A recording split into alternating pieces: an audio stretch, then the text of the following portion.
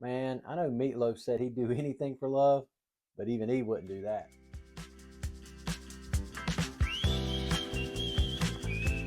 So I got a call, just sold a house in our neighborhood. And right as it was getting ready to close out, got a call from one of the other neighbors in the neighborhood. And they're like, hey, Jack, thinking about selling my house in the next couple of years. What do I need to do in order to make sure I can get the most money for my home? And that's a great question because it's one of those things when you start looking at ages of homes, there's times where you should start naturally updating your house. So in the United States, the average house is 42 years old. In the Charlotte metro area, the major metropolitan area where I currently live, the average house is around 27 years old. Now that's been impacted a lot by the high growth of people moving to the Charlotte area over the last 20 years. Now get this, where I live in Fort Mill, South Carolina, which is just over the North Carolina South Carolina border, just outside of Charlotte, the average home is between 15 and 20 years old. So when you look at what you should be updating and what you should be upgrading, at the end of the day, you got to look at where's your ROI and what's going to make the most impact and bang for your buck. Let's talk about it. Now, before I get too deep into this, let me say this. Any update or upgrade that you make should be something that is for your enjoyment first. Okay. I mean, yes, you're thinking about what you're going to do 2 or 3 years down the road, but what you're doing today, you need to be able to enjoy it. So don't just start doing things for the sake of doing them.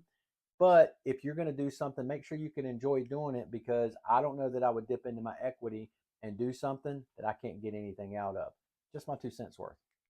Now, first and foremost, too, do not go knocking down walls. Don't do major, particularly if you're thinking about selling, do not do major updates, major remodels. There's no need for that. There's things that you can do that's going to make a big impact on your bottom line, and you're not going to have to spend a bunch of money doing it. The other piece of that is you're not going to recoup that money from an ROI perspective. So, hear me out here. Let's talk about the things you should be doing. Here we go. All right, let me just jump on one other thing before we get in there.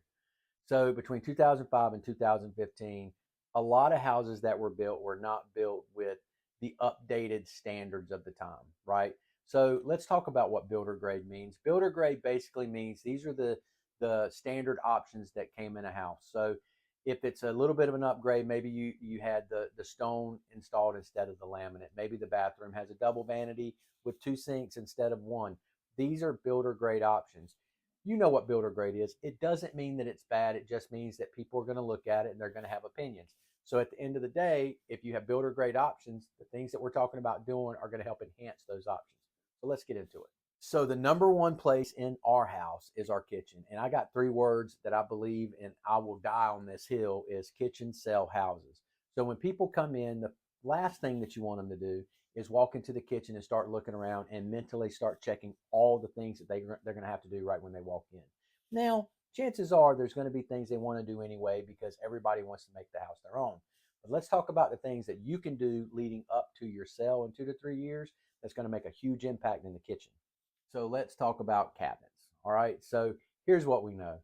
If you have kids, those kids treat those cabinets just like it's crazy, right? So they're opening it, they're pulling something out, they're closing it, they're not closing it, they're just pushing it closed, it bangs. Those cabinets have been through it. They got stories to tell. Now, with that being said, if you're going to replace cabinets, go ahead and replace the cabinets. Now, that can get a little bit more costly. If that's not in the budget, let's talk about what you can do to make sure that the cabinets look fresh without necessarily looking new. So the one thing I would highly suggest is painting the cabinets. Now, I 100% love the white cabinets in a house, and that's just something that I like. You're going to have your own taste, but what I would say is get with a real estate agent or get with a designer and talk about what you should do if you paint. The number one thing is don't do that stuff yourself because I promise you, hiring a professional is going to get you better results. But again, I don't have to control your budget. And as a realtor, it's very easy for me to spend your money. It's one of the things I tell all my clients. So at the end of the day, make sure that you paint those cabinets. The other thing I would say is you can very easily replace all the hardware on the cabinets, give it a more sleek, modern look that's going to appeal to today's buyer. So let's talk countertops and backsplash. So countertops, the one thing I would say is if you have laminate countertops, it's time to upgrade. There are no houses in today's market generally that get built with the laminate countertops. And even if they are laminate, you'll notice that there's the different colored laminate so it looks like it's stone. So what I would say is if you have laminate countertops and it's in your budget, go ahead and replace that with some sort of stone. Granted, it's still a good option, but all the rage today is quartz. Quartz is a little bit more expensive. It's a little bit more high end, but consider doing that. Now, if you already have stone, I don't necessarily think, unless it's just a weird color, I don't necessarily have to think that you have to replace any stone countertops. You can consider it. Let's talk to a designer and see what they say about the color schemes and everything, because different people have different tastes. But what I would say is that you don't have to do that. Backsplashes, you can easily go with a more modern, brighter, fresher look on your backsplashes. New stone, make things look better. I say stone, more tile. New tile, fresh tile, modern tile. Those are things that people are looking for in new homes. Finally, what I'll say is update the lighting. Okay.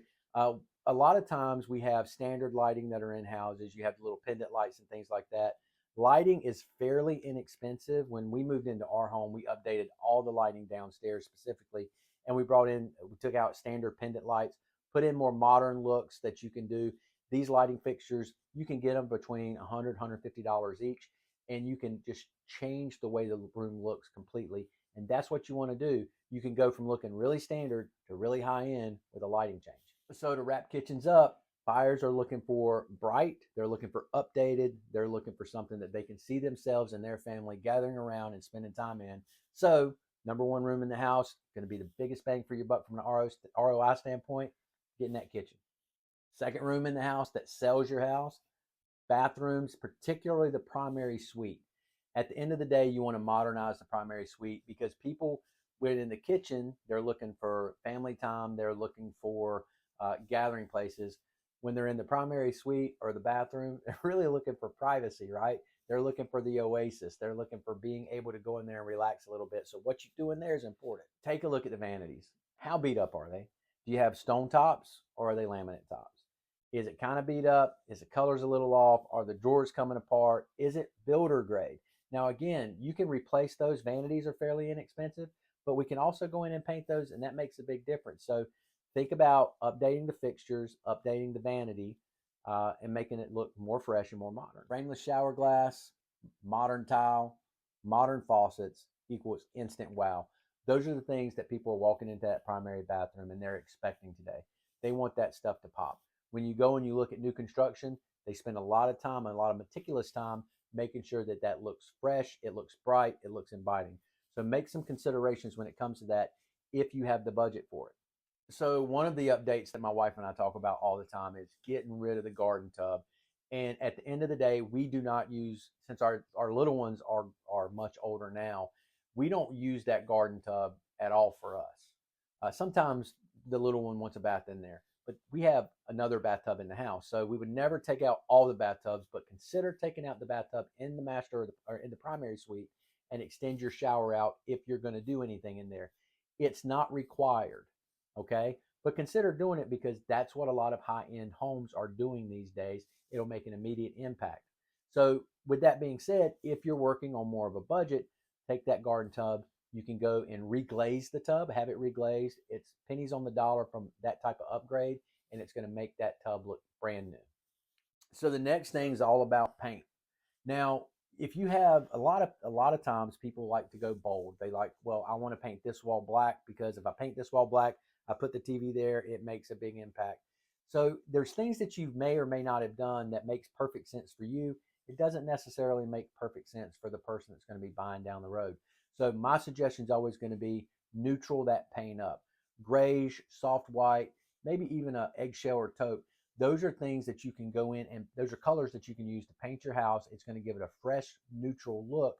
And don't skip the baseboards and the trim because a lot of times when you paint the house, if you don't get those lower portions, it's just going to make it look tacky. So paint is one of the lowest cost things that you can add and one of the highest ROIs because people don't want to paint. So I'm not saying you have to do it yourself. You can always hire somebody to do it, but this is easy to do on a budget and it's going to make a big impact. Let's talk about your floors. Okay. So I'm going to say this particularly about the main living area. If you still have carpets in your main living area, all the rage today is LVP. So consider going ahead and taking those carpets out, replace it with wood, replace it with LVP. It's going to be more modern. It's going to be more sleek. And if you have the same type of flooring throughout a living space, it makes the space look more open and bigger. So again, particularly in your main living areas, let's go ahead and replace that carpet with LVP. If you have hardwoods, then it's time to go ahead and consider refreshing it, getting it restained, resurfaced, make sure that it looks good, make sure that it's fresh, make sure that it looks new, even if it isn't. Now, there's going to be some times where you have to replace some of those planks because of life over time, particularly if you have pets, but you don't have to completely replace hardwoods. You can refinish them, refresh them. And again, whatever your type of hardwood or flooring is in that space, it should be the entire area. Makes it look bigger, makes it look more open. If your house is 15 to 20 years old, there's a better than average chance you have not replaced your HVAC yet. With that being said, hopefully you're getting regular service on it. If you're not, start today. Make sure you keep all those receipts, make sure you're keeping everything in place. But at the end of the day, have someone come in, inspect your entire HVAC system, make sure that it's a reputable dealer, make sure that it's somebody that you know that you can trust. Get multiple people coming out and looking because you want somebody that's honest and you want to hear the same thing from multiple people. But if it's getting toward the end of its life, it's time to go and replace that HVAC system because that can kill a deal pretty quick if it's toward the end of its life. Water heaters. Lifespan on a water heater is usually 10 to 15 years old. I always tell my buyer clients if it's 10 years old, there's a better than average chance you're going to have to replace it within the next few years. Particularly, did you know that you're supposed to be draining your water heater and cleaning it out regularly? I didn't know that until I got in this business, but that's something that most people don't know, so most people aren't doing. So consider the age of the water heater. Consider, is it time to replace it? And if it is, it's a fairly inexpensive replacement. I would consider doing it. Your house is 15 to 20 years old. If you've got the original roof, get it inspected. Replace it or start budgeting to replace it within the next couple of years if it needs to be replaced. At the end of the day, most roofs are like 25 to 30-year standard. You know, I'm not telling you have to put a new roof on your house. What I am telling you is it's going to be more attractive to the buyer if it's a new roof that they know they're not going to have to replace within the next 15 to 20 years. So the last thing I'll say about that is buyers love updated and ready to move in homes. They do not want to move into homes that they're going to have to spend a bunch of money in. And as a listing agent, what I would tell you is if I'm going to get you the top price, we need to make sure that we have updated systems. Made a video last week and I said this, you never get a second chance to make a first impression. So here's the thing with that. Everybody likes to pull up to your own house. I love pulling up into my house after we've done all the stuff outside to make the curb appeal pop. So fresh mulch, making sure that the bushes and the shrubs are trimmed back, making sure that the house is pressure washed. These are all things that are regular maintenance type items that you can do. You can pressure wash once a year. You can do the outside of the house and the mulching in the spring and in the fall just to make sure those things look good. Your front door, paint the front door. Make sure the front door looks inviting. You don't want scuff marks and everything else because I promise you, your front door has been beat just like those cabinets we talked about earlier. The other thing that I would talk about is the outdoor space. Now, I can't tell you that I have ever seen a house that did not get sold because the outdoor space was not great. I can tell you I've walked in with buyers that have said the one thing that I love about this house that made me want to buy it is the backyard or the outdoor living space. So don't skimp on making sure that you have everything properly staged outside. Enjoy your backyard. If you're able to have a little bit of property and a little bit of a backyard, make sure it's set up that way you can enjoy it. A couple other things I would talk about. So we just talked about that front door. Did you know that if you replace your front door with a brand new steel door, the ROI on that's 188%? And when you replace your garage door, I'm not saying you have to replace your garage door. But when you do, the ROI is 103%. These are things that a lot of people don't know, but when you do it, it's a big bang for your buck. Make your house more of a smart home and let's update some lighting. We talked about it in the kitchen where if you update the lighting and add more modern, sleek, inviting lighting, it's going to make a big difference in your home. So consider doing that, especially with LED light bulbs. Get rid of those old ceiling fans, put in a more modern ceiling fan. Make sure it looks good because at the end of the day, everything speaks, everything matters. Also, I would tell you that smart thermostats, they are all the rage. Everybody's got, I'm not going to say her name out loud, but let's say Alessandra and the Google Nests. Those are the things that people are using to turn their lights on and off. We have smart technology in our house that allows the lights to come on for us, allows the lights to go out for us. At the end of the day, those are things that people are going to see. They're seeing modern, they're seeing sleek, they're seeing you update your house beyond what the average house is in the area. So consider doing those things for good ROI.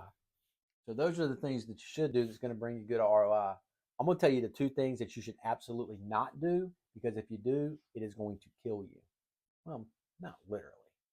First and foremost, do not lease solar panels if you're planning on selling your house in the next couple of years. That is a drag and that's not positive for your home value. Now, if you're going to purchase the solar panels straight out, then maybe, and you can add that to the price of your home, and it's going to add a little bit of value, but not a whole lot of value. So if you spend 15, 20, $30,000 on that, I promise you're not going to get 15, 20, $30,000 back for those solar panels. Next, if you are planning on selling your house in the next 2 or 3 years, do not put a swimming pool in. So, and this is really dependent on where you live. This is more of a general overview. Swimming pools are anywhere from 70 all the way up to several $100,000.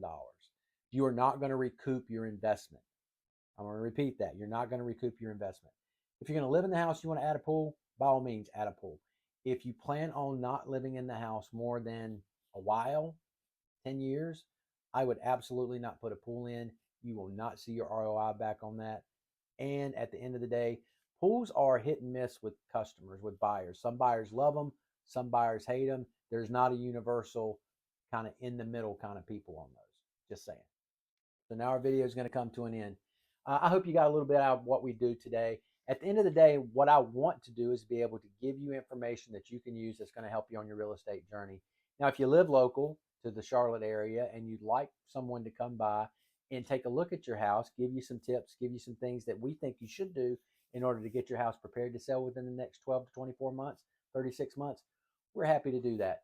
There's no obligation to you on that, but at the end of the day, we want to be of service to our community and help you guys get what you need. Like I said, like, subscribe, all the things. We'll see you next time.